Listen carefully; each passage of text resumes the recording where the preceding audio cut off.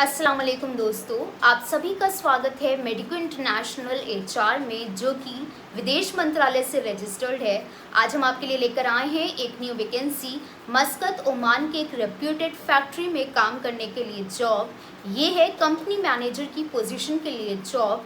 इसमें basic English speaking होना ज़रूरी है, जिसमें सैलरी 400 से 500 ओमानी रियाल है।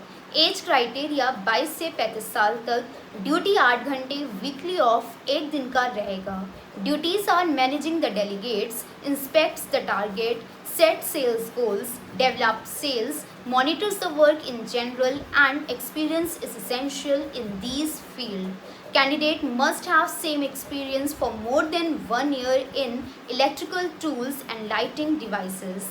Company will provide a direct employment visa, room, transportation, insurance, and flight from Lucknow or Delhi only. Contract will be for 2 years. Selection by online interview.